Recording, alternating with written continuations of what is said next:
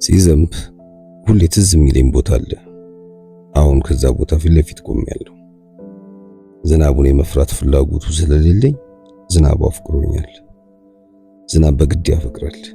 ልንሸሸው ብንፈልግም እኛም ፍለጋ ቁልቁል መወርወሩን አያቆምም። ብንጠለልም ስብርባሪ ድንጋይ እየፈለገና እየተጋጨ ከእግራችን ስር ማልቀሱን አይዘነጋም። ጥላቻን ወደ መውደድ ኃይል የሚለውጥ አንደኛው የስነ ፍጥረት ውበት ዝናብ ነው። የኔ መጥላት ቅርጽ በአለመፈለግ መጥለብ የተቀረጸ ነው። ከፊት ለፊቴ ያሉት የጥቁር ሻሽ ባለቤት እናትና የጫማ ባለቤት ያልሆኑ ጥንጡ ልጃቸው ደግሞ ዝናቡን አለመፈለጋቸውን የሚገልጹት በንፋስ የተናቀ ላስቲክ አማካኝነት ነው። ከጭንቅላታቸው ላይ በመደረብ ኃይለኛ ዝናብ ስለዘነበ ሰው መንገዱ ላይ የለም። መንገዱ ደግሞ ንዴቱን ፊቱን በማጨቅየት ይገልጸዋል። እነዚህ ከፊት ለፊቴ ያሉት ሁለት የምድር ታሪኮች ተቀላቅለው አንድ ታሪክ ሆነው ወይም አንድ ታሪክ ፈልገው ለማለቅ የሚተውኑትን እናትና ልጅ መከታተል ከጀመርኩ ረጅም የሰዓታት ዘመናቶች አሳልፌያለሁ። የቤቴ ግድግዳ ስዕልና የጭንቅላቴ ምስል ዓለም የተጠቀለቀው በእነዚህ ምስኪን የመንገድ ዳር ውበቶች ነው። ሁልጊዜ ግን ለምን ከተደገፉበት የስልክ እንጨት ግድግዳ ላይ አንስቼ በተንጣለለው ግቢ ውስጥ አንድ ክፍል ቤት አልሰጣችሁም እያልኩ አስባለሁ።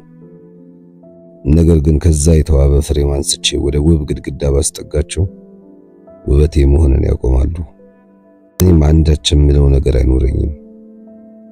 ከቤቴ ወጥቶ የነሱን ጥቁርና ግራጫ የበዛበት ዓለም ማየትና ያየሁትን ቤቴ ይዤ ሄጄ መሳል የመኖሬ ምክንያት አድርጌ ቆጥሬዋለሁ።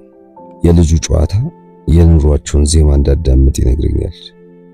የእናትየው ትካዜ ከዚህ በፊትም እንዳልተጻፈ ወደፊትም እንደማይጻፍ አይነት ትልቅ የመጽሐፍ ግዝፈትን ያሳየኛል። ሁለቱ አብረው ሲሆኑና ዝም ሲሉ ወይም ሲተኙ ያኔ ትክክለኛ የፈጣሪ ምስጢር ከፊቴ ፍንትው ብሎ ይታየኛል። ሲዘንብ ግን ሌላ ነገር ይከሰታል። ከምንማቸው ውስጥ የማያወጡት ከብቸኛው ረዳታቸው ንፋስ እየተገፋ የሚመጣቸውን የላስቲክ ቤት ይሰራሉ። ላስቲኩ እንደ ነፍሰ ብርሃን ሆኖ ይከሰታል። በላያቸው ላይ ተጥመልምሎ አብሯቸው ከዝናቡ ጋር ያለቅሳል። ያን ማየት በእኔ ዓለም ውስጥ ቤቴ ከከመርኩት ብዝሃ ሀብት በላይ የሆነ ቅርስ ነው። በስቃያቸው ተደስቼ አላቅም። በመኖራቸው ውስጥ የለገሱኝን ውበታቸውን ያለ ፈቃዳቸው ባይኔ ነጥቂያቸው ገብቼ ከሳልኩ በኋላ ከምስለው ከእያንዳንዱ ምስል ፊት ደም ባነባለሁ። መጠለያቸው ላስቲኩን እያሰብኩ እሱ ካለቀሰላቸው በላይ ለመሆን ከሙሉ ሰውነቴ በእንባዬ እናጣለሁ። ሸራዬ ላይ ነፍስ ሲዘሩ ከስልክ እንጨቱ ግድግዳቸው ላይ የሚሞቱ እየመሰለኝ በፍርሃትና በስጋት እረዳለሁ። ግን የስነ ጥበብ መጥፎ ልክፍት ይዞ በመጣው የውበት መስፈርት ስለተመታው ስለዋሉልኝ ውለታ ምስጋናዬን ወደ ቤቴ በማስገባት በሙቀትና በመብል ላጠግባቸው አልቻልኩም። ምክንያቱም ፍሬማቸው ስልክ እንጨቱ ከሌለ የቀለም ወንዛቸው አዳፋቸው ከላያቸው ላይ ከተነሳ የዓይናቸው ሰቀቀንና የትካዜ ውርወራቸው ከቆመ የኔም የመኖርና የመሳል ዘመኔ እንደሚቋረጥ አውቃለሁ። ስለዚህ እዚያው ተዋቸዋለሁ። ስለዚህ እስላቸዋለሁ። ማታ ላይ ሰዎች ለጸሎት እንደሚንበረከኩት እንበረከክና የስዕሉን ጥበብ እንድኖርበት ለፈረደብኝ አምላክ እርግማኔን አወርድበታለሁ። የገባሁበት የቀለም ጉድጓድ እንደሌላው በሰላም እንድተነፍስ አልፈቀደልኝም። ኃጢአቴን የምናዘዝባቸው የቀለም ብሩሾች ለአንድም ቀን የፎይታ ስሜት ሰጥተውኝ አያውቁም። አሁን ማን ነው ኃጢአቴን መጥቶ የሚያጠራልኝ? አሁን ማን ነው በሽታዬን የሚጋራኝ?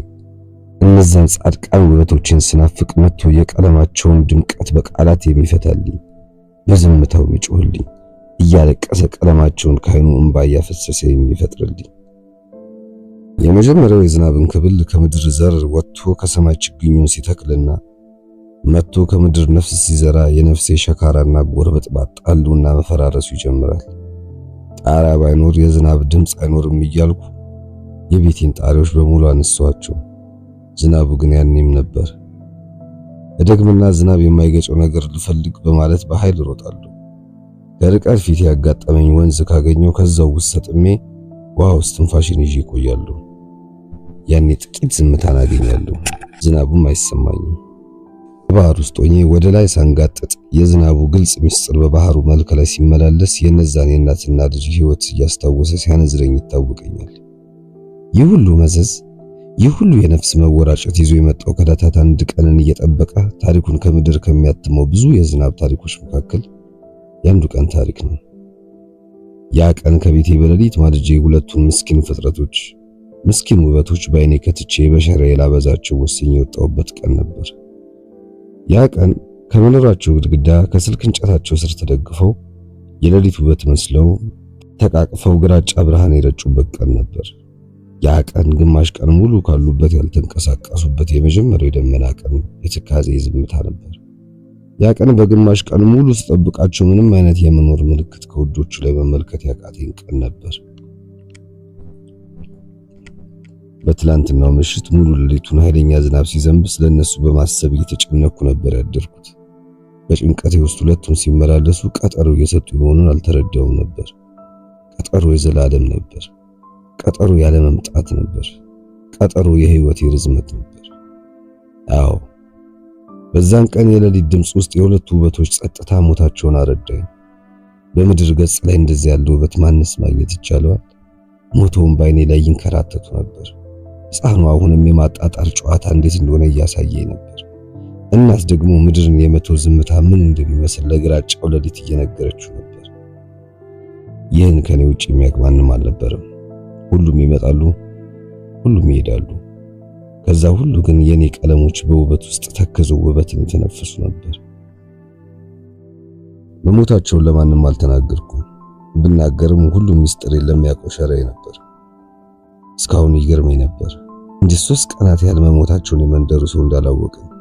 እኔ ግን ለአንድ ሳምንት ያህል ከነፍሴ በላይ የሆኑ ስዕሎችን ስስል ነበር። ስጋዬን የሚያስንቅ ሞት ከሞተ ስጋ ላይ የቦጨኩ በቀለም ይጮህ ነበር። ዛሬም ላይ ከዛ ቦታ ላይ ቆሜ ባዶን የስልክ እንጨት ራቁቱን እያየሁ ሰዓሊ ነኝ ይላሉ። የሚያለቅስ እንደሚመስል ሁሉ እርጥበቱ ደርቆ አያውቅም። እሱም እንደኔ ውዶቹን የት ወስደው እንደቀበሯቸው ለማወቅ ባለው ጉጉት በተስፋ ማጣት የሚሄድበት አጥቶ የተገተረ መሰለኝ። ዛሬም የግድግዳ ላይ ትካዜንና ኃጢአቴን እያሰብኩና ራሴን እየቀጣው ሰዓሊ ነኝ ይላሉ።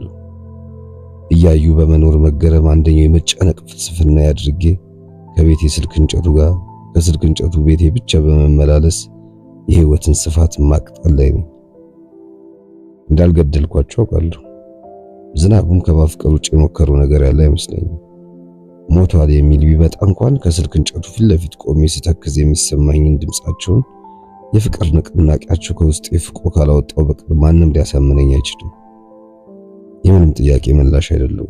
ምንም ማየት አልችልም፣ ነገር ግን ሰዓሊ ነኝ ይላለሁ። እናም ዝናቡ ይዘንባል፣ ከሰው ጋር ፍቅር ይራጫል፣ በፍቅር ያፏጫል። ውጨት ውስጥ ጥሪ ያለ መሆኑን ያወቅኩት እኔ ብቻ ነኝ ይላለሁ። ውጨቱን እኔም ዝናቡን ስናፋጨው እስካሁን ተጉዘናል። ውጨታችን ለአፈሩ ነው፣ ለአየሩ፣ ለላስቲኩ፣ ለምድር ጨርቆች፣ ለሸራዎች፣ ለብሩሾች፣ ለቀለሞች፣ ለፈጣሪ፣ ለህልማችን፣ ለራሳችን። ዝናቡ ሲያባራ እኔ አንቀላፋለሁ። ዝናብ ሲመጣ ይቀሰቅሰኛል። ከኔ ቀድሞ እነዛ ውበቶችን መኖሮችን አይቷቸው እንደመጣ ይነግረኛል። ዛሬ አይደለሁ ያየውን የሰማውን እየነገረኝ ውዶቼን መሳሌን እቀጥላለሁ። ለመታረቂያ እንዲሆነኝ የእናትና የልጅን እርግማን ተሸክሜ የዘላለሜን ቀጠሮ በውበታቸው እየሳልኩና እያነባሁ እቀጣላቸዋለሁ። ለመታረቂያ እንዲሆነኝ የእናትና የልጅን እርግማን ተሸክሜ የዘላለሜን ቀጠሮ በውበታቸው እየተሳልኩና እያነባሁ እቀጣላቸዋለሁ።